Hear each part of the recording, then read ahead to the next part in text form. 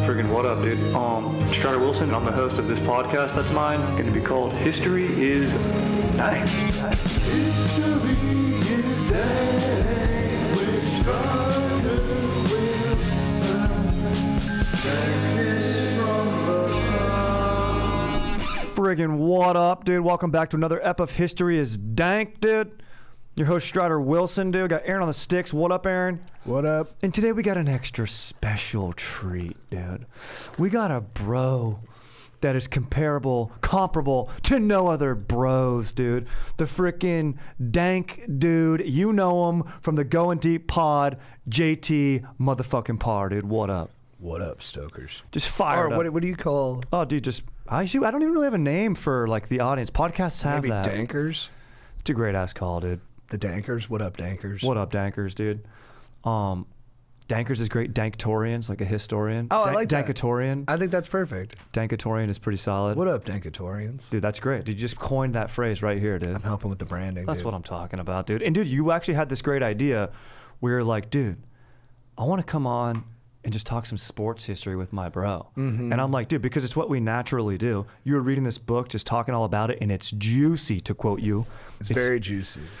JT's holding it now. It's entitled Three-Ring Circus by Jeff Pearlman. It's about the early 2000 Lakers when they went for their Dynasty run, Shaq and Kobe years. Should have been 4, but we'll get into why it wasn't. And it's also, I wanted to talk about it because we grew up in Orange County, so the Lakers were kind of the de facto sports team for us because we don't have a basketball team. Yep.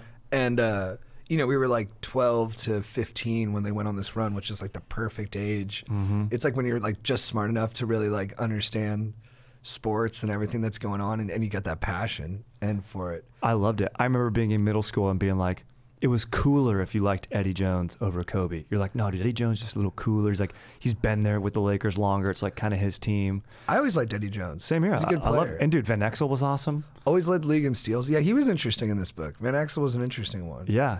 He, I don't think you see that as much now either. With like Nick Van Exel, he had like some kind of personality issues. Trust right? issues. Yeah, like I think his father abandoned him young and was a single mother. He grew up hard. And his mom would work 2 jobs, so he had like a lot of time alone.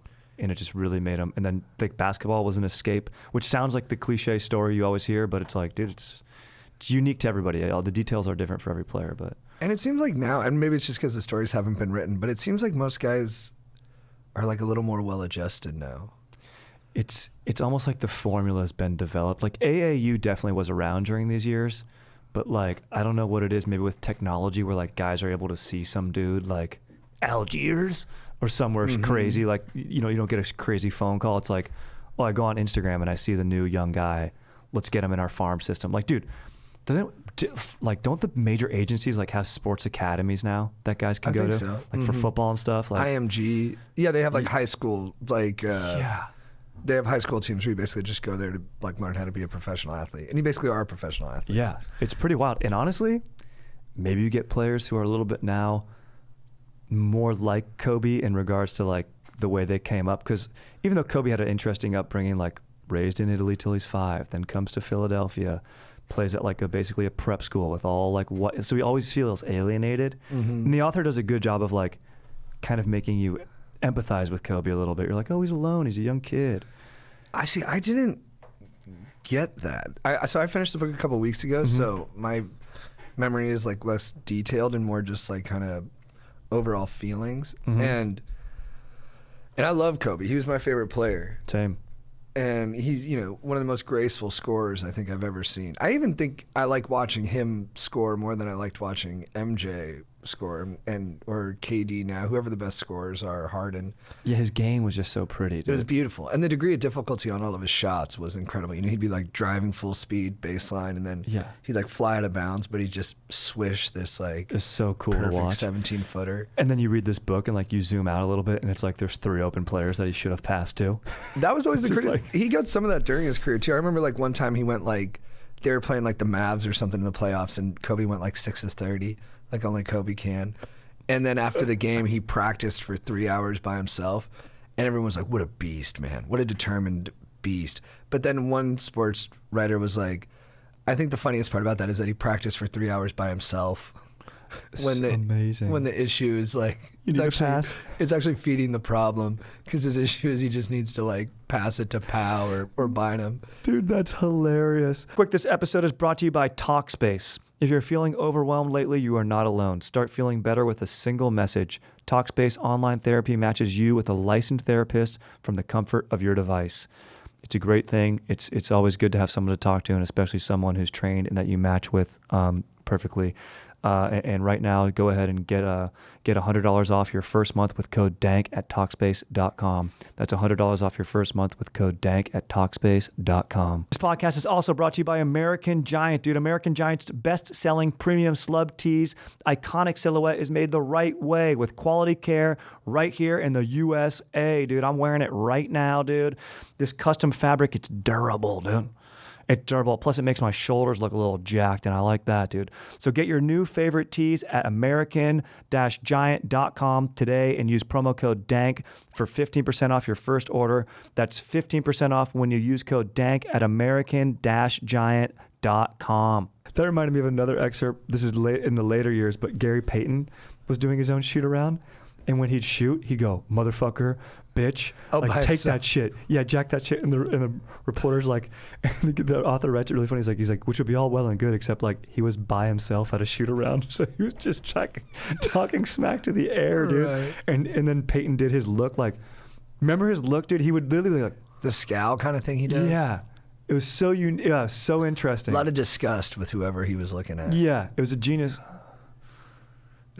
look, but he talks to the reporters like, hey man, that's just how I play. It flows out of me.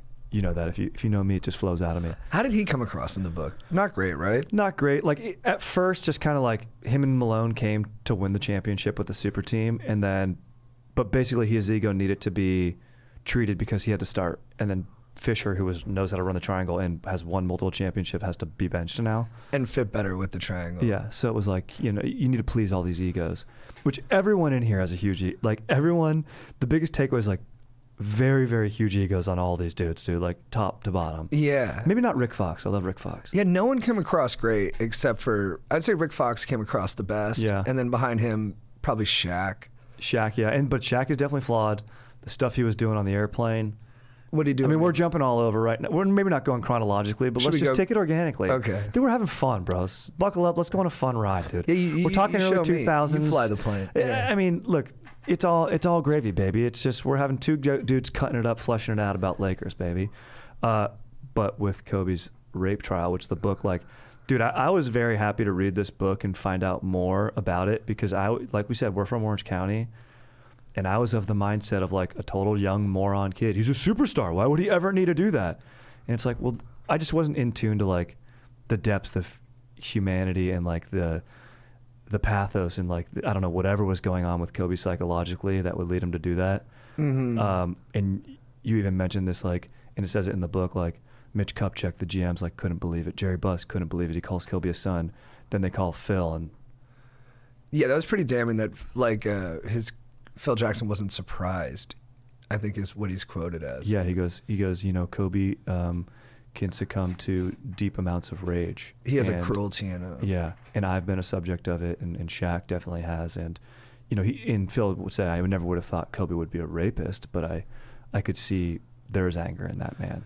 And the hard thing is that since Kobe passed, it's like hard to talk about, especially because his daughter passed too, and it was such a tragedy. Of course. But yeah, revisiting it and going through all of it, and then seeing the confidence that like the arresting officers had, mm-hmm. that he was guilty, and then just reading the testimony of the victim, you're like, all right, it's pretty powerful. Definitely makes you feel like he probably did it. Yeah, in the way the attorney handles it with like the shame and then saying the victim's name multiple times, which is like a huge no-no in a sexual assault case, just to put pressure on her. Like the tactics that were used were pretty low. They say like, oh man, the defense went pretty low on this. So you just got to feel bad for the victims and stuff. But anyway, you can't talk about this book without broaching that subject matter. No, it's a big part of it. It's a part of the story. And part of the legacy of that team and Kobe and basically everyone at that moment. Yeah. Mm-hmm. But then Shaq, who comes across great, and we love Shaq, what we were saying is like they're getting on the plane after training camp in Hawaii, and Kobe missed a lot of training camp going to Eagle, Colorado for the trials and everything. And Shaq's like, oh, they're going to load up a bag. And he's like, no, I want that like briefcase. And he unfolds it and like he's making beats and stuff and like working like, you know, arduously for like 30 minutes. Then he's like, all right, guys, listen up. And they're all in the private Lakers charter jet. And he's like, does a rendition of like, I think PIMP by Jay-Z. He's like, you just can't get $1 out of me. And he's like, and he rhymes it with like, I ain't on TV talking about RAPE like Kobe. And you're just like, dude. Right, he had some Schadenfreude. Yeah. And the rookies' perspectives are like, whoa, this is like insane. Well, their dynamic was really interesting. I talked about it a little bit on our pod, on Going Deep, where it basically came down to Kobe refused to be second fiddle to anyone. Mm-hmm. And then Shaq desperately, like, it kind of just expected everyone to allow him to be the big brother. Yeah. And then Kobe was like, fuck you, I don't need a big brother. I'm your big brother. Like, you can't hit free throws, you don't work out enough. Like, no, I'm top dog. And it just like broke Shaq's brain, and then he didn't know how to respond to it. So basically, like, if you're nice to Shaq, he's really nice to you. But if you at all threaten his top dogness, then it would bring out this kind of cruelty in him. It's almost like John Jones and Daniel Cormier. You know, when we watched them talking shit. Oh, he's so good. And then like John Jones is like always just like being a dick.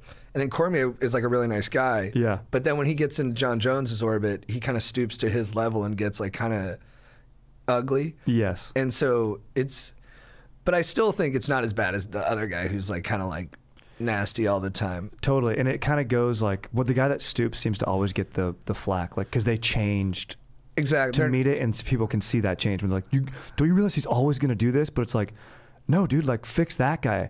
It's like, dude, being at a party or something, like someone punks someone, or like a friend bullies your friend in a friend group.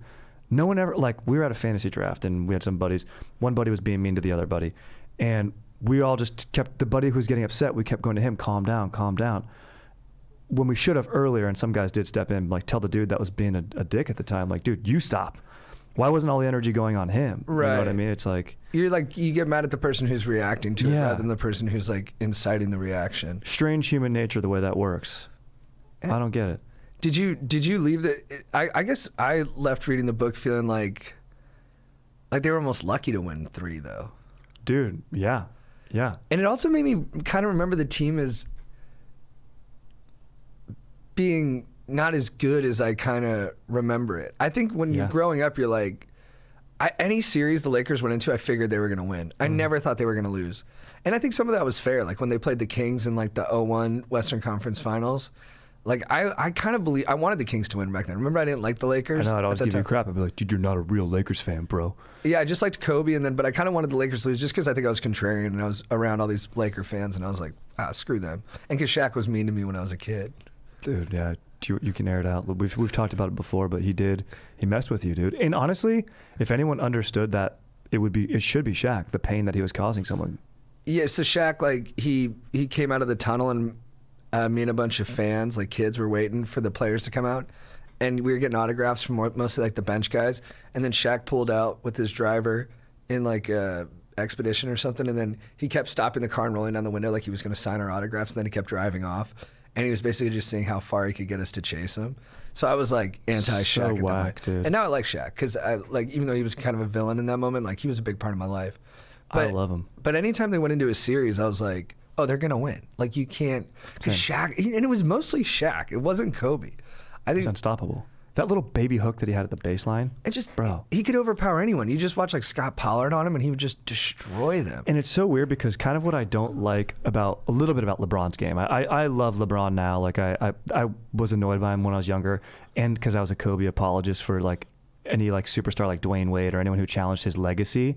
I'd be like, no, that guy sucks. Like screw him. Like so when LeBron was on the scene, I was like, I feel like how MJ guys are with LeBron. That's how I was with Kobe. No. I need Kobe to beat LeBron's ass. I hate LeBron.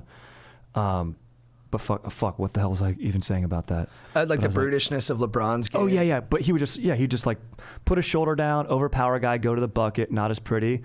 But Shaq was down low just beating the shit out of dudes, but I loved it for some reason. Like, it wasn't super pretty. It was just kind of like... Well, and now you're a Kobe guy, but when we were younger, you were a Shaq guy. It's true, And yeah. I don't think people remember that like, because now it seems so much like Kobe's the ultimate Laker of the last, like, 30 years, you know, like, post-Magic. But, like, when we were growing up, it was Shaq. Yeah. Like, Shaq was the guy. Like, everyone liked Kobe and thought he was cool and, like, an up-and-comer, but everyone was like, no, Shaq's the most important player on the team. Totally. He's the most dominant. The free throws thing wasn't even a big thing, because, like, maybe it's because we grew up in SoCal, but, Yeah. you know, his big thing where he's like, I hit the ones that count. Yeah, exactly. We all kind of believe that. We were like, yeah, he does. He hits the free he throws when he has steps to. Dude, it's so true. And they did some hack a Shaq, but it really didn't affect too much. Like, was there, I think in the series, like, there was one game where a coach did a hack a Shaq, and it was just kind of like... Well, it's funny in the book, they say, like, I think it was the Trailblazers, like, it backfired because he hit 12 of 25. It's so funny. I know you're like, oh, 50%. Yeah, I'm like, he didn't even hit 50. That backfired. I'm like, it seems like the right plan. Yeah, was like Portland's coach a real numbers guy where he's like, if it's 50%, I won't do it? Yeah, I didn't get that. I thought it seemed like that was effective. Yeah. Yeah. Oh, dude, circling back to your signature thing, but do you remember from the book when he's like, Shaq hated the Admiral because it was his hero. And he was younger, and Shaq was like waited in line to get a signature from David Robinson, the Admiral from San Antonio, Twin Towers, Duncan. And Shaq said that he just kind of was like, Shaq wants to tell him, hey, I look up to you. And David Robinson was just like, okay, cool, next. And like didn't really listen to him. And then so Shaq said, all right, now I'm going to go punish him, and use it as fuel in his game. But Shaq then later admitted like he would lie to himself. He's like, it wasn't that bad. It felt like a Michael Jordan thing to me. Yeah. Like where he kind of made it up to motivate him. He would need that. Shaq would like, Phil would put something on a locker room, like a out of context excerpt from like Vlade being like, we're the stronger team, but like it was like a preseason quote, but the Lakers are very good. Like you know, and then Shaq would be like, I need to go punish Vlade now, or like punish Sabonis. And he would. You talked about the Sabonis thing a lot. He would cry.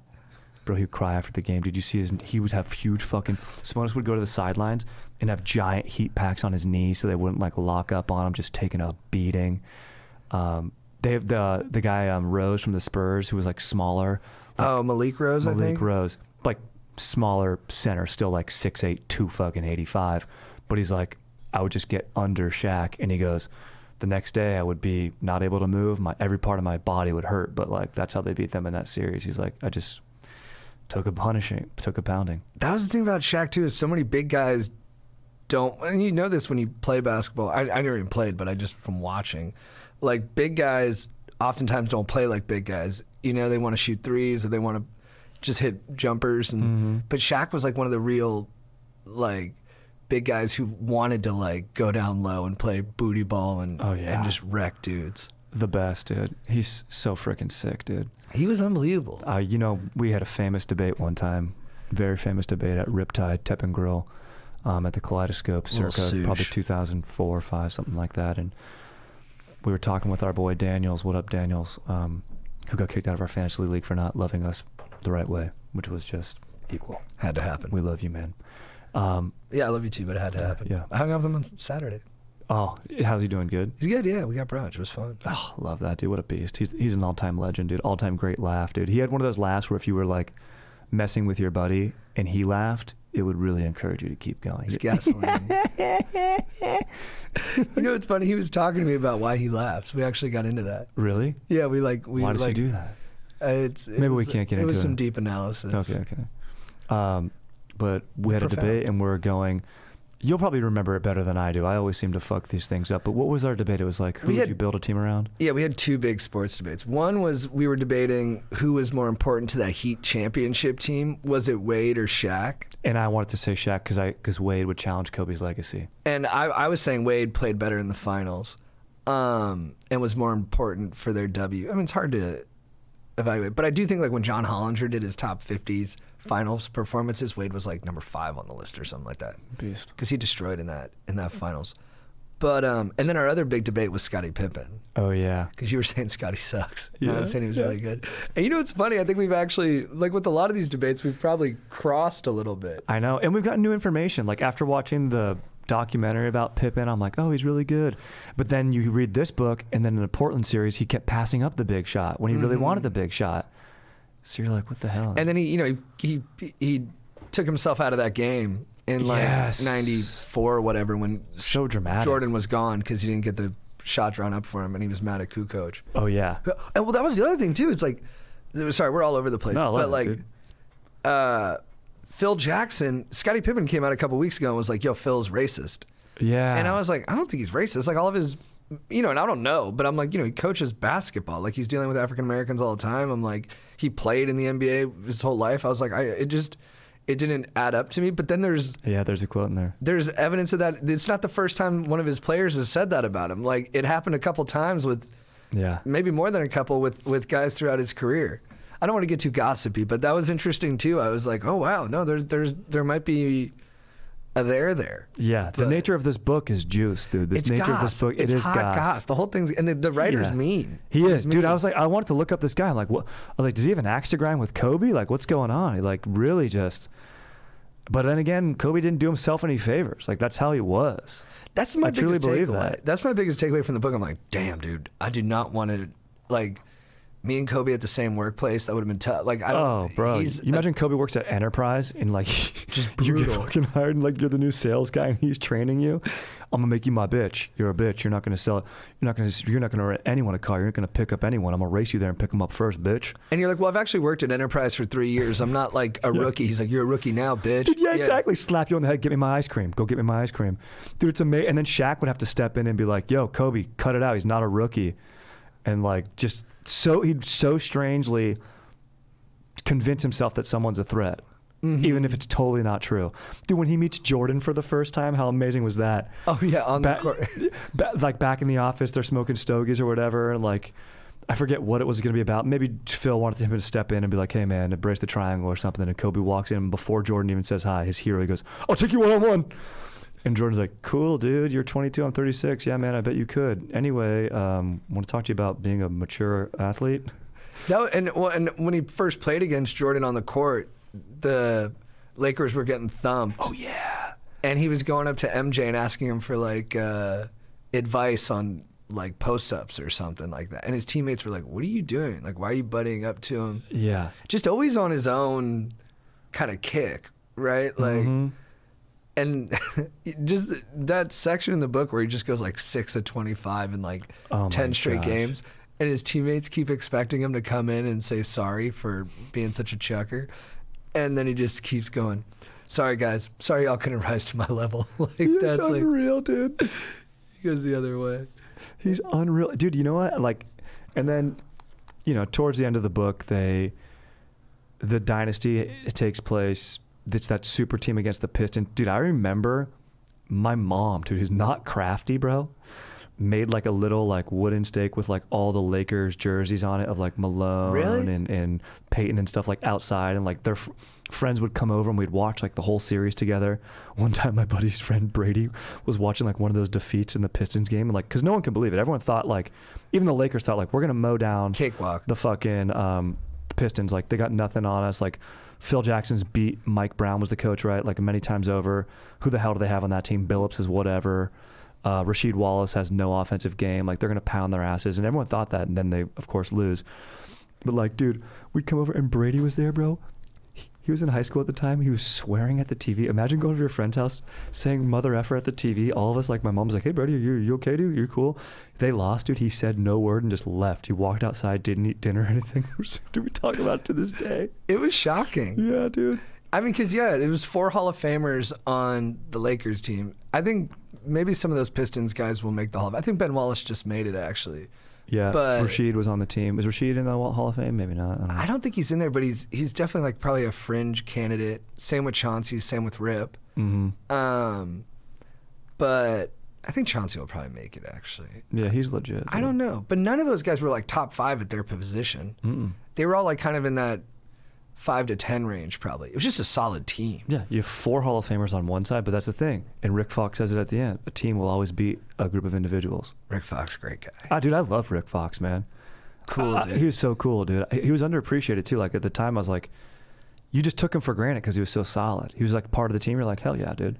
And they needed that. They needed just a glue guy who could just dish and be in the right place at the right time. Yeah. I didn't realize he was a Celtic before that, and, like, he gave up a ton of money, dude. He was going to get, like... They kind of disrespected him. They waived his rights. But he still could have made like 27 mil, and he's like, fuck it, I want to go win, play with Shaq and Kobe, I'll take like 2 mil. It definitely made him seem more important. I was like, yeah, I don't know if they get all these chips without Rick Fox. Totally level-headed. Dude, I didn't realize Brian Shaw was 6'6". You know I love height, dude. Is Brian Shaw 6'6"? That's what they say, 6'6". I always thought he was like a 6'3", like I thought he was shooting like specialist. 6'2", yeah. Dude, yeah, I'm looking at the thing. Yeah, look at this. I kind of just kept this website up to look at teams. But yeah, bro. Where the fuck, Brian Shaw? Wow, I didn't know that. That's shocking. Yeah. And he went to Santa Monica City College for a little bit? Let's go. That's cool, yeah. Derek Fisher, a little rock, dude. Beast, dude. 6'1", 200. Let's go, bro. And Fisher was like the one guy who could get along with Kobe, right? Yeah, Fisher was a Kobe and Shaq guy. Like we're saying, even the media, like you would choose. Shaq would be like, you're my guy, because like you said, you're nice to Shaq, Shaq's nice to you. Phil was basically a Shaq guy, right? Mm-hmm. Not a Kobe guy. I think so. Yeah. Well, because that was your quote that you'd always pull out when we'd argue. That was it, yeah. When Phil had to pick between MJ and Kobe, he said he'd take Shaq. I love saying that. And that's a real quote. Yeah. And it makes sense with the triangle offense, the way it works. You want a dominant big. Mm-hmm. I feel like you got to go MJ. MJ's the best, dude. No disrespect. Like MJ, yeah, bro. MJ's the best, dude. You know what you need, really? You know what it should be is, it's like a Pippen and a Fox. The small forward is who's used as a key piece of the triangle offense. Like they're the ones who are really versatile in it. If they would have had Scottie Pippen, because that almost happened, bro.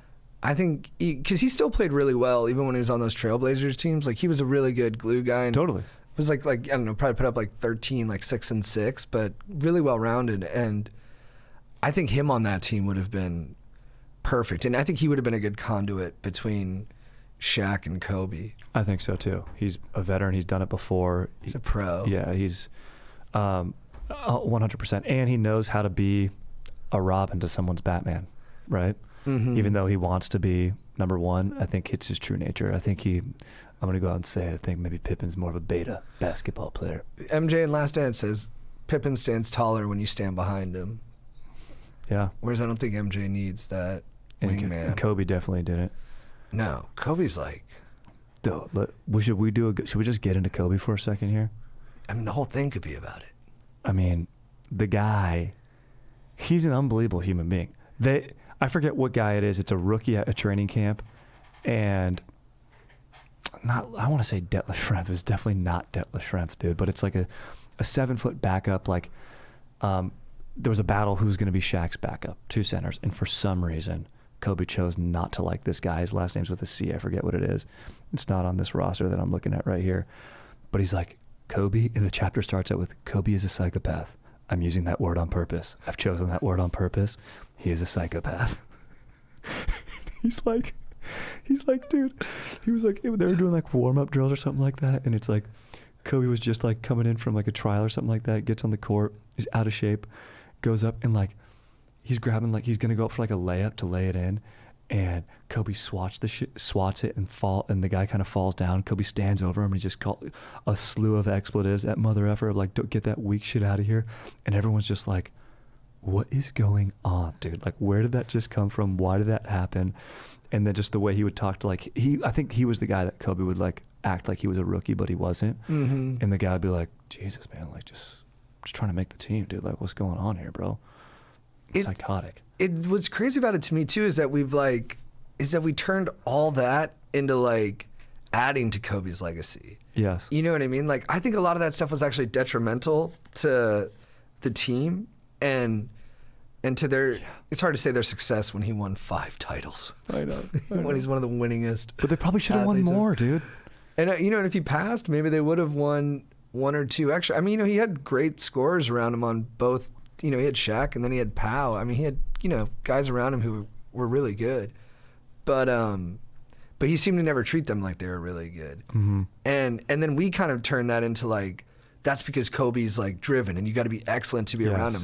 But I think this book kind of like strips away that mythology a little bit and you're like, oh, I don't know if all this stuff was actually like helpful even. Like, totally. He needed maturity. He needed to find his spots. Like, there is a time and place when that's great. Like, you're down behind, you're in a series. Like, yeah, bring it, yell at it, get in a guy's face. But like I was saying, he was doing it on day 1 of training camp, like out of nowhere. And guys are like, bro, wrong tone. Like, he was never a leader, dude. That's the thing. He was not a good leader. He could be a number one and score and shit and get it done, but no one's going to follow that guy into battle. No.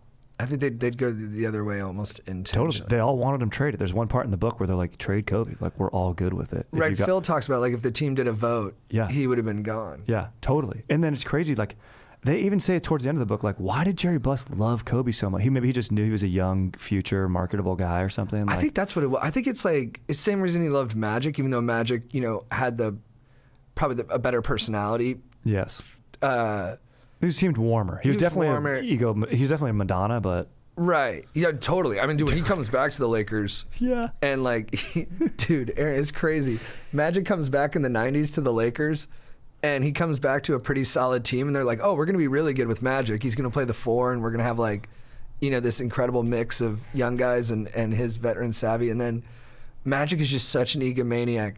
He just will talk to the team afterwards if they lose, and he's like, you guys are ruining my comeback. This was supposed to be a great season for me, and now it's not fun because of you guys. And the whole team's like, what's your problem, dude? And then he just, every time, and then he just loved the camera, so he'd always find the news and talk about how he has to teach these young guys how to be athletes. It kind of just strips away at all these guys that we thought were great leaders. Dude, totally. Magic punks the guy's locker. I forget what player it is, but it's like a bench player.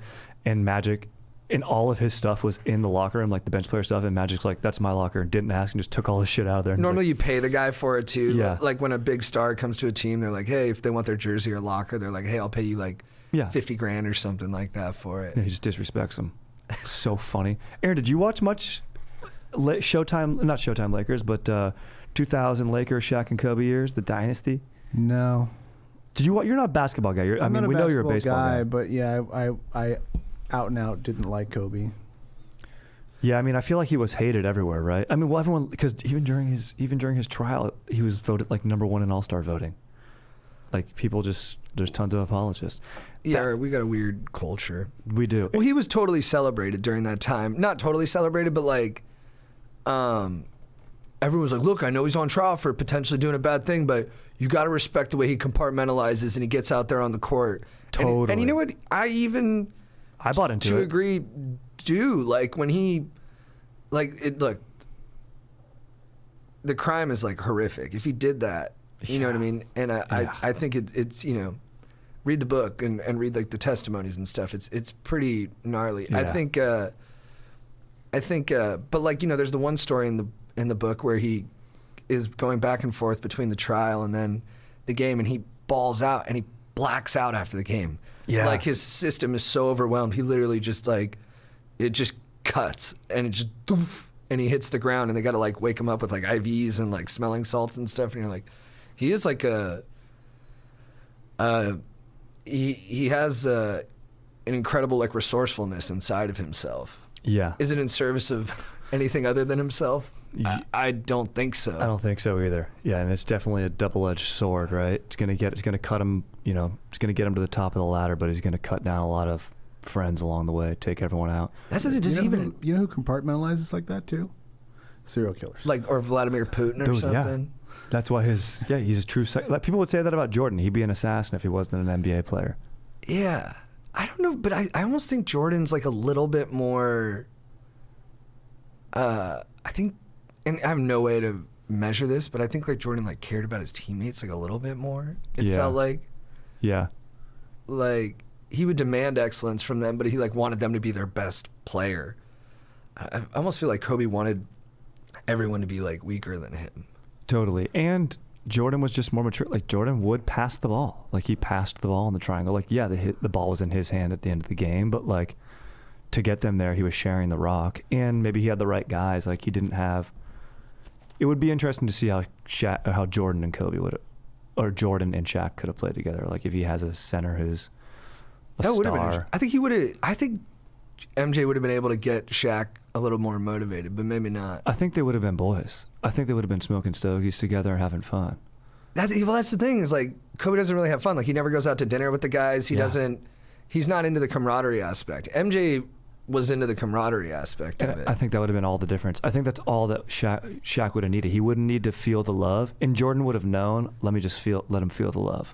And just play some cards with him and let him be the funny guy and laugh at his jokes. And and that's the thing too, dude. It's like, we as like adults, we're like, especially in a professional setting, you're like, oh, I don't need to worry about other people's feelings. Like, we're all adults. Like, we can handle it. If I hurt someone's feelings, they'll get over it and we'll move on. Then you read about these guys and, like, feelings matter a ton. Like, Totally. Hurt feelings can undermine, like, empires. It's so true. Once again, this podcast is brought to you by Talkspace. Look, the world is racing to get back to normal and start meeting up in person again, but after a year we've all had and with new developments happening all the time, it can be difficult to getting back to feeling normal, and it takes time. So if you're feeling overwhelmed by it all, you are not alone. Head over to Talkspace. It's a great place to meet someone and get matched up with. And look, as being a bro, I've got plenty of friends to talk to, and I go, oh man, I don't need to talk to someone. I got friends to talk to, but it's good to get someone who's trained and that you match with. You know, I mean, you're looking at a therapist. If you don't match right out of the gate, Talkspace gets you the right person that you are vibing with, and it offers individual and couples therapy in addition to medication prescriptions and services if needed. So Talkspace therapists help you develop tools to cope with difficult times. Get on there and start feeling better with a single message. Match with a licensed therapist when you go to Talkspace.com and get 100% off your first month with the promo code DANK. That's $100 off when you use code DANK at Talkspace.com. Once again, this podcast is brought to you by American Giants, dude. I freaking love their tees, dude. Bayard Winthrop, CEO, dude, that's a great CEO name, and founder of American Giant, was determined and committed to make the greatest t-shirt because he wasn't satisfied with what was on the market, dude. He saw something that needed fixing, and let me tell you, I'm wearing it right now, and it feels good, dude. It's iconic, dude. You know, you look at the blue jeans, the flannel shirt, the pullover sweatshirt, sweatpants, but there's no question the t-shirt is the top of American style, and this stuff is made right in Los Angeles, which guess what? Happens to be part of America, dude. He spent over a year obsessing over the fabric and tested several variations until they found the perfect one, dude. Substantial, and here's my favorite thing, weighty fabric. I like the feel when it's on me. It lets me feel like I'm being hugged, you know, and that's how I feel like a hoodie, which I have the hoodie too. Love the hoodie, dude, but the tee feels nice, dude, in this LA heat, or when it's it's just got the right material, dude. I'm freaking loving it, dude. You wash it and it doesn't change. You can trust it, dude, because it's durable, bro. Durable, bro. These slub tees, dude. Fired up on these pups. So you got to treat yourself to one, dude. Get your new favorite tees at American-Giant.com today and use promo code DANK for 15% off your first order. That's 15% off when you use code DANK at American-Giant.com. Treat yourself, dude. like Jerry West, who's, you know, one of the greatest basketball players ever and probably the greatest, like, talent evaluator ever. Like, knew Kobe was going to be a stud. Mm-hmm. Knew Clay was going to be a stud. Didn't want to trade Clay for Kevin Love. Like, just has an incredible eye for talent. And he ends up quitting his job at the Lakers because he feels like Phil Jackson doesn't like him enough. He's like, he'd walk by my desk, he wouldn't say good morning. I'm out. But it's kind of awkward and true. Like, that's like... Dude, even talking to people in the workspace or like coworkers, like it's a toxic work environment. You don't want that shit. No, and you got to be nice. You got to make people feel good. You got to Yeah.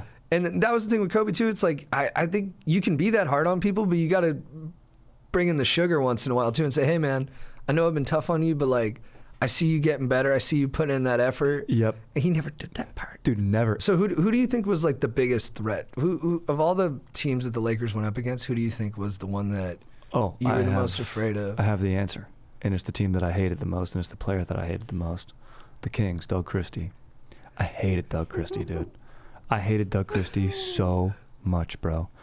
And the Lakers genuinely cheated to beat them, bro. His wife, dude. Honestly, dude, I do, you know, having a dank-ass GF myself, like I have to say, like I do like that he gave respect. Yeah, you guys have similar philosophies. But at the same time, like, you know, my GF's not being like, if I'm doing a stand-up set, like, you better do a signal to me. And I feel like his wife was like, you better do a signal to me, you better. And dude, just like, and the thing was, he was good. He was effective. He played Kobe well and tight. And I like how the author describes him as like being like having limbs that were like Gumby because he could like really maneuver on defense, great hips. He was like that. But I think those Kings team pissed me off the most. I hated every player except for Bobby Jackson. You didn't like Bibby? Hated Bibby because he was good.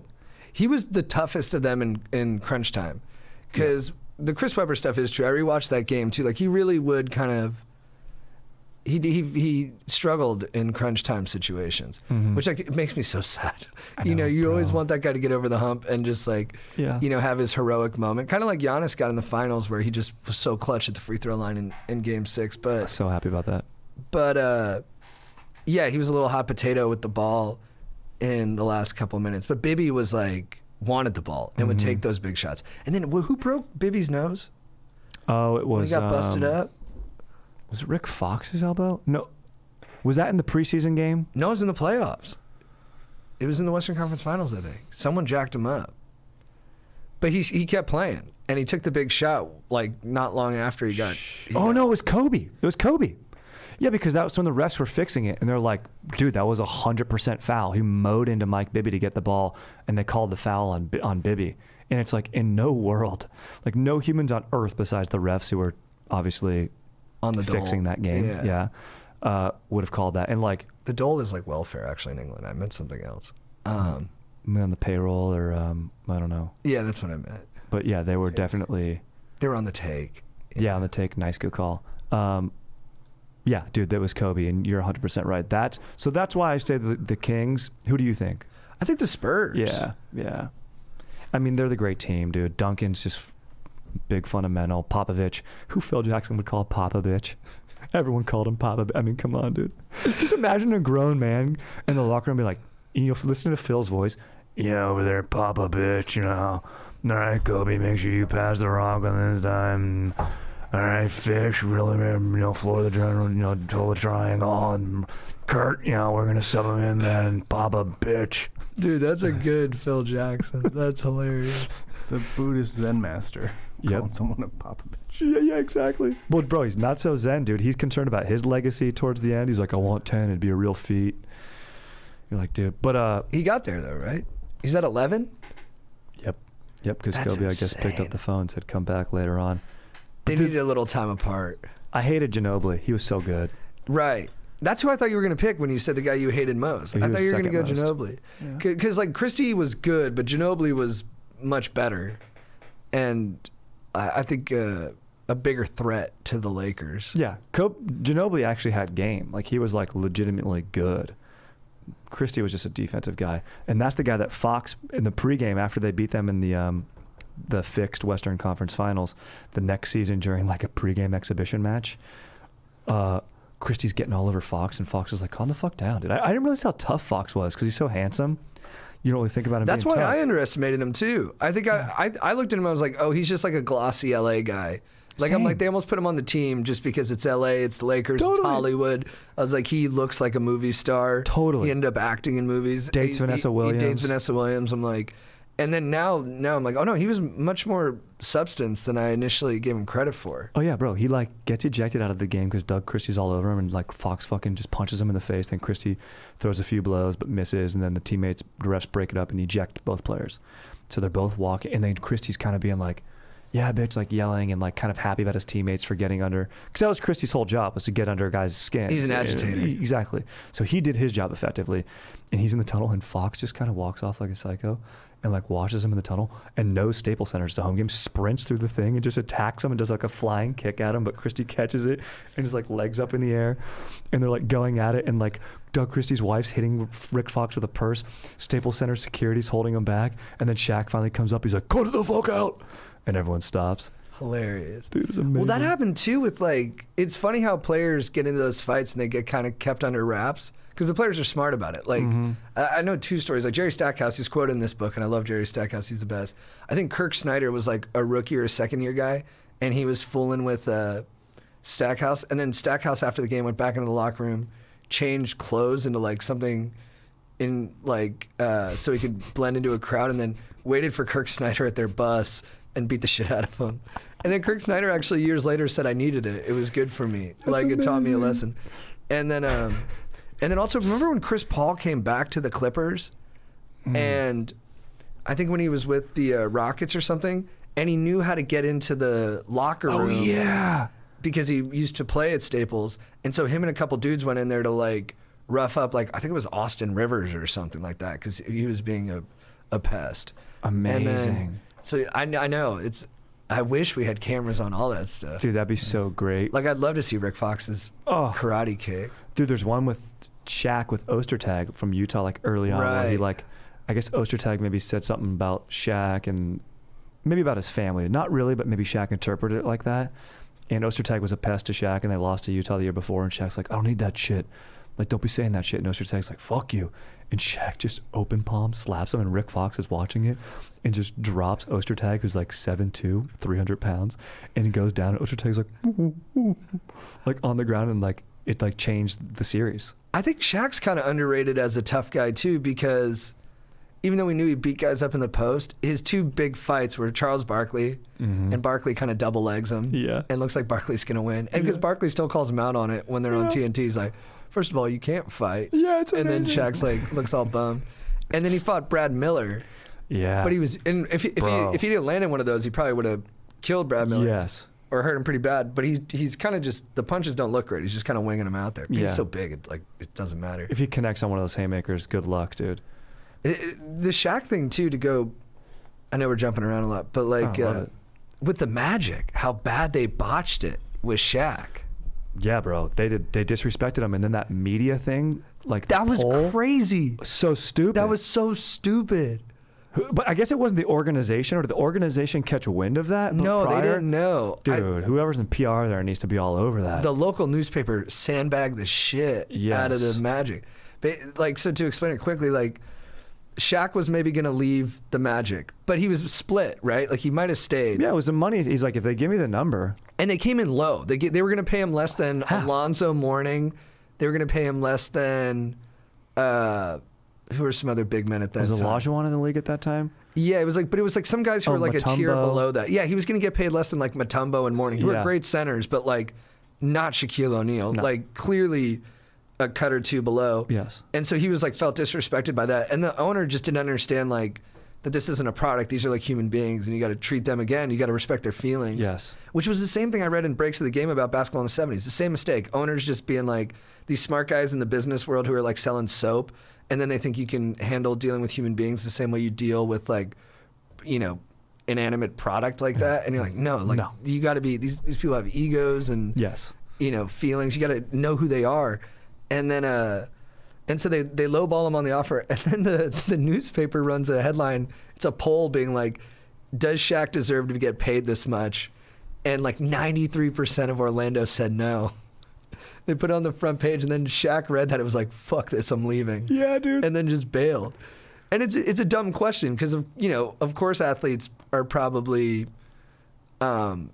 overpaid. You know what I mean? Yeah. Like, but that's the market. But that's what they get paid. And like, how does it? Yeah, if you want to have like the cynical approach of like a man getting paid to put a ball through a hoop makes $20 million. Like, yeah, it doesn't make sense, but also at the same time, like it makes perfect sense. And compared to the other guys who are also getting paid insane amounts that might not make sense, it makes total sense. Yes. And then you're like, and then so I don't know. When I saw that I didn't know that the Magic, the Orlando newspaper did that. I was like, dude, bad move, bro. Super bad move, and you lost a star. You lost a guy who was like maybe not the face of the NBA like Kobe was, but like it was his league. They say it in the book, like it was Shaq's league. When he was in his prime, dude, when he was young and could move. It's the best. That's why I hated it, but it's like he rested on his laurels. Like, I hate that he'd get out of shape and not schedule his toe surgeries soon enough. I got hurt on company time. I'm going to get better on company time. Yeah, and he really valued his offseason. He wanted to party and shit. I'm like, damn it, Shaq, dude. You could have just...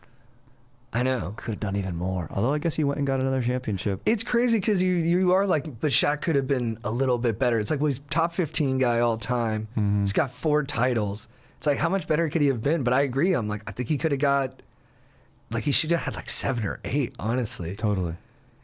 He was so unstoppable. And then there's that thing where it's just if you're a big guy, people just don't relate to you as much. Right, because his shoe didn't sell. Because it's like, he's not cool. It's not like going through the legs. No one wants to play like Shaq. Like if you're a kid, you want the Kobe or you want the AI because those are the games that look like it'd be really fun to play in that style. But totally. But with Shaq, no one's like, oh yeah, I want to just be this big man down low and just brutalize people. It's like, no, I want to be graceful and artistic and whatever it is. Dude, 100%. Yeah. It's insane, dude. I mean, dude, it's sick, dude. I loved it, man. I'm glad you recommended the book. I was fired up to read it, dude. I think we should do some more some more of these. I think this was like a super. We could read his was a Cowboys blast, bro. book. He wrote one about the Cowboys, like the '90s Cowboys. Oh, with, I'd like, love to read that. Aikman and Emmett and Irvin. Oh, that's got to be so good, The boys were saying on the fantasy football thread, they're like, it's very juicy. bro. Let's go. I mean, that's the amount of cocaine being done in that locker room. Let's go, dude. Yeah, not a ton of that in this. No, not Some really guys had drugs. drinking problems and stuff. Yep, it was mainly like women, and like party, but nothing, no real drug use or anything. Dude, when Kobe did Shaq dirty though, saying I should have done what Shaq did and pay him off, and then Shaq's like, look, I was just trying to make the guy feel good. Like I didn't give anyone $1 million. Yeah, that was not cool of Kobe. Not cool, dude. I mean, you could do a whole. We basically did, but you could just do a whole pod of like the uncool. I mean, is this Totally, gonna be? bro. Is it too hard? That's what I wonder, but it's not. But if you read the book, like even when I was reading the book, I'm like, dude, is this too hard? Like, what axe does this guy have to grind? Like, what happened? But it kind of seems like that's just what happened. I know. And we're just giving an honest book report take, dude. That's This is just all a book It's a report. freaking straight up book report, dude. I mean, you know. This is a modern book report. Yeah, dude. What did you think about the author's jokes? He puts a lot of jokes in there. Some of them I enjoyed. Some of them I was like pretty good. Other ones I was like, So, like, he had the skill of like a hamburger or something. yeah, who had just as much in common as a pecan and a compass. And you're like, those ones I was like, could do without. Mm-hmm. Could do without that writing style a little bit. But some of them I was like, mainly it was the quotes, the way he formulated the quotes, and like he understood like where the joke should come when doing the quote. Good structure. Yeah, the structure was all good. But when he would get a little bit like with the analogies and stuff, didn't need it. Mm-hmm. Didn't need it. What do you say we do a question or two and then bone out? Let's do it, dude. All right, baby. Let's freaking party, dude. All right. This is a follow-up question, JT. Let me give you the context. This is a guy, he dated a girl for 14 months last year of college and the first few months of the real world, then broke up like 9 months ago. Okay, so coming out of college, they broke up. He wrote in basically asking, should we move on or not? And I was like, dude, you move on. Like, you guys dated in college. It's different dating in the real world. So he goes, fast forward to now. I've been in my new city for 2 months, meeting dank people, having dank experiences, including a random trip to Alaska. Very sick. Nice. Indulging in a few romantic activities and overall being stoked. However, I still am feeling a big hole is present in my life for not being with my old girl.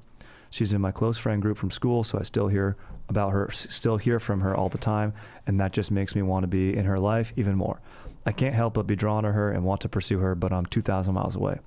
Any advice on how I should go about this emotional dilemma? Sean. So he's still hung up on this girl that he dated in college. And the thing is that it sounds to me like the context of the friend group isn't helping the situation, isn't helping him move on. How does he deal with this dilemma? I mean, dude, you're 2,000 miles away. You can do distance. I would just say if she's vibing back. She's probably not vibing back with him. I don't think so. I think he just has a huge crush. Because we'd hear some news about vibing back, like, she sent me this text, or like, we talked on the side. It sounds like it's more like, I don't know her name, Rebecca is freaking, I don't know, joined a rock climbing gym, and he's tight, and now he wants to rock climb, and maybe that was the reason he went to Alaska, even though there's probably not good rock climbing there. Go to freaking Moab. But it's like, I still got to stick to my guns and say, meet a lady in your own city, dude. Live a little bit. Yeah, man. I think you gotta get busy getting distracted. I think it's nice that you care about her so much, but even at this point, I think if you got back together, it would be because you want that comfort of what you've had. I think you need to try and go in a new direction, and I think the more you can go in a new direction with energy and a full heart, I think the more you'll learn about yourself and the more you'll really see if you guys do belong together. But at this point, I don't think you've explored the other side of it enough. And I think, yeah, you're just in love, and you know, you want that familiarity, but I don't think that's the best move for you. And honestly, I don't think if you go to her from this place, it's going to be effective even. I think she's going to not like where you're coming from. That's a little harsh, but you know what I mean? Like, I think she's going to be like, I don't know. I think you need to work on the other aspects of your life and make those things as happy as they can be, and then see where you're at. Totally. And if she starts dating someone, that's fine. People can go date someone else, then come back together later on. Like, it's bro. If it's meant to be, it'll be. Yeah. And you might move on. If it's meant to be, it'll be, it'll be. Baby. Aaron, what do you think? You know me. I mean, I always think it's better to move on and find something new and find yourself and figure yourself out and join a rec league softball, and you'll find a new lady there, and it'll be great. I love that. Speaking of which, how's your league doing? We lost the playoffs, Joe and I. Joe actually made the last out of the game, but he had a very good game hitting wise. Guys made it to the playoffs though. Yeah, and it was we lost by 2. It was very close, very competitive. Nothing to feel bad about. I like that. You left it all out on the diamond. That's all you can do. Mm-hmm. Strider, what up? I was recently at a wedding and realized I'm a stiff dancer. Like, I'm a pretty solid athlete. I play lax and I lift, but I don't know. I don't dance well. I have the energy, I have the desire, but it just comes out by me basically humping the air, making eye contact with people and nodding. How can I get better? Thank you, Decker. What? But this guy's humping. He says he's stiff dancer. He says he's kind of ripping on himself. Like, basically when he says he's an athlete, plays lax, lifts, but he says basically when he's dancing, it's like all he does is hump the air and like sounds like he's making eye contact with people, like trying to have good vibes or something. But he's wondering how he can get better. I mean, maybe memorize a dance sequence from a movie. Maybe watch Footloose, the scene of Kevin Bacon cutting it up in the warehouse. A lot of great scenes of guys trying to learn how to dance. Can't Buy Me Love. Ooh. He teaches himself how to dance, and then The Wood. He's at home and his mom walks in. And he's like humping a stuffed animal. Yeah, I think that's good. I think turn to a music video is always good. Didn't you memorize like the Backstreet Boys' Memorized a lot of dances. Yeah, you really are great. I went to some hip hop classes in high school. Dude, me and Daniel's the guy who got booted out of our fantasy football league. We went to and Robert, we went to 4 or 5 hip hop classes, and that really did help me with my dancing a lot. And there's a ton of girls there, and then you're embarrassed, but it's good. Like, everyone's kind of laughing at you, but then if you're trying your hardest, they all start cheering for you, and it's really cool. I think that's sage advice, and I think if you're there for the right reason, which is to get better, break a nice sweat, rather than being a pervert, like I want to meet chicks at a dance class. I was so scared of women. I was like, that. No, I'm not saying. Yeah, you were doing it right. Right. I'm telling Decker, go in there with the right mindset. I mean, I am a pervert, but look, I'm sick, but it was 24-hour fitness dance class. I had to keep it together. I'll get there early, set up in the back of the class. Sit up at a corner so I could see the mirror from every angle. Someone tried to take my spot. I was like, that's my spot. Hey, don't you see my water bottle there? That's where I watch. Let me see that. Yeah, is there Jack Daniels in there? Yeah, it's mine. Yeah. I think everyone's a good dancer. I think they just have to discover what their dance is. So it's just trial and error, bro. Just keep doing it. Totally. All right, let's do one more and then bone out. What do you say? That sounds great. What up, Strider? Appreciate you and Aaron covering my previous hypothetical on the Imhotep episode of the pod. Nice, dude, legit. Thought I'd send in another conundrum that I can't figure out and would be interested to hear your thoughts. The idea is touched on in the all-time classic film, The Shawshank Redemption. Good movie. Is hope a good or bad idea for the soul/brain? On the one hand, hope can be used as a last resort and a coping mechanism when you're at a low. However, hope can be poisoning the mind, making you believe in some deeply unrealistic scenario and holding you back from your actual reality. Would love to hear you and Aaron weigh in on this. Thanks for the content as always, Strider. Sonny, beast question, bro. JT's great to have on here too. He's seen Shawshank many times. Hope is dangerous, but hope is necessary, dude. I'm going for hope is a good idea. It's always good. You gotta have hope, bro. When is it bad? It's only bad if you believe that you're gonna fail. But even when you believe you're gonna fail, you mustn't lose hope that what you're doing is fighting for a greater good or sending the right message or I guess directional hope. You know, I think it's always so good. Like if someone's like grinding on like a career path that's probably not going to materialize, but they keep hoping it will. Yeah. And it's taking them into a direction where they're like, it's adversely affecting their life actually because they're not just seeing the writing on the wall or something like that. Is it bad then? I don't know. I still think it's good. It's still good. It's good. You just got to be aware. You got to be aware. You got to notice that you need to make the change sometimes, especially like in acting and comedy. Like you can't hope the audition's going to come to you. You hope someone's going to offer you your 5-minute set on something. You got to take active steps to fucking be going out, trying and writing new stuff. And you can't keep repeating if there's been no change and hope it'll get better. You definitely don't lose hope, but you can switch up your tactics. And I think that's right. Yeah. What does Harvey Milk say at the end of the trailer for Milk? He says, you got to give them hope. I absolutely love that. I think it's really important to the human condition to have hope. 100%. I don't want to lose, what is it, heart. I don't want to lose heart. All men lose heart. I don't want to lose heart. I want to believe like he does. No, I saw it in his eyes and I took it from him. It's Braveheart. Do you know that the actual Braveheart was Robert the Bruce? Yeah. Yeah. Well, they did the Robert the Bruce movie with Chris Pine. Great movie. You liked it? Solid movie. It was all right. Solid It movie. was all right. Could have been better. I really wanted to do it. Honestly, the movie The King with my boy Chalamet, That was good. great movie. That's a great movie. You're very excited for the upcoming feature, The Last Duel, right? I'm so pumped. We dude. need to go see that together, dude. I think so. We need to go see that together. I'm a little bit. I mean, Driver's in it. Look, I'm the problem. I'm the problem with my. Hate's too strong of a word. With my, I guess I'm a little bit tired of Driver. You've done it a big about face though. You posted about him and said that you basically turned it into like self-reflection. You were like, I have to. I need to look in the mirror, dude. That's where the problem's at. so he was so jacked in that point the photo. thumb, bro. Adam Driver was so jacked in that photo. You had to reevaluate your relationship to him. Yep. The dude's built like a Mack truck, and he's got the finesse of a McLaren Damn. on the silver screen. It's something that I need to respect and get over myself about, and honestly, aspire to. He's in 2 Ridley Scott movies this year: House of Gucci and The Last Duel. Very excited for The Last Duel. He'll probably crush it in House of Gucci. Yeah, it's probably gonna be some real good acting in that. Yeah. I'm kind of like, what is this even about though? Agreed. Don't need it. Is it about like outfits? Like not even like it's like the outfits they're wearing in it. Like what what a Argo? takedown. Argo is just about Oh, like a right. wig and glasses. Argo had one good scene. That's it, bro. Mm-hmm. And I love Affleck. Not a great movie. I'm right there with you. I remember. You disagree? Yeah, but Aaron, you I don't think like Argo's a good Moneyball, movie. dude. Yeah, Moneyball sucks. Dude, Moneyball's way better than Argo, bro. Yeah, dude. Yeah, which one best picture? Argo. Is that what we're doing now? dude. Is that what we're doing? Shawshank should have won Best Picture Is in Green- '94. 100%. You like Green Book? No. There you go. Wait, why do you like Argo? Because it won Best Picture. No, it was thrilling. It was Aaron's a pedigree guy. uplifting. It was nice.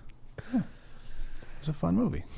Hollywood likes movies. It's a about fun Hollywood. movie. It's one of those movies like Green Book, I think, that is solid enough, but that the fact that it won Best Picture actually hurts it because every time I watch it now, I'm like, they said this was the best movie of the year. I agree. Like, was Argo the same year as like Lincoln? It might have been. Or was that Lincoln The boring. Artist? Artist won. Artist Didn't- won, but I think Argo beat out Lincoln. Yeah, Lincoln was one of the same years as one of those. And I think also like Zero Dark 30. And I was like, these movies are like way better than Yeah, Argo. dude. Yeah, no, the, those are both boring. the helicopter noise alone in Zero Dark 30 is sick. Zero Dark 30 has a lot of repeating beats in it, but Yeah. it's still sick. Boring. And Lincoln is sick, dude. Bro, just listening to Daniel Day-Lewis talk about like dude, it's just about Daniel Day-Lewis cruising around talking to people, dude, just being smart and shit. And I like watching that. And it's beautiful. I mean, If one it thing looks is equal beautiful. to another thing, then all things based off that proposition are equal to one another. It's basic mathematical logic. Yeah, exactly, bro. Just being all smart and no matter what, dude. Oh my gosh, dude. All right, bros. Yeah, that was fun. What a man. great app, dude. Sorry, to answer that Yeah, last what's up? question, though, about hope. It's like the guy never saw the movie. Shawshank? In that final letter Yeah, dude. to Red, Andy says, hope is a good thing, maybe the best of things, and no good thing ever dies. Hey, I dude, lthat. Aaron, And maybe that was the impetus for his question. He was just trying to. you drilled that, dude. You're a beast. He doesn't give his. In Sonny's defense, though, he doesn't say. He doesn't pick a side. He's just wondering. He's just like, here's this hypothetical. So I believe that Sonny does believe hope is a good thing. You know? I like to believe that. And dude, I hope you guys enjoyed this freaking dank-ass episode. Thank you, JT, so much for joining us. We're going to have to do another. Let's do Dallas in a month or two or whatever when we can. I'm a slow reader. But You crushed this in like a week. I know I did mow through it. It was nice. But I had some flights. Always helps, dude. You need to read a book, book a flight, dude. Smart. Fired up, JT. Thank you so much. Aaron, as Fired up, man. always. Love you, dude. Love you Yeah. too, brother. You're a total beast. Aaron, you're a legend, dude. Question, comments, suggestions, StriderWilsonShreds@gmail.com. Alrighty, friggin' lit.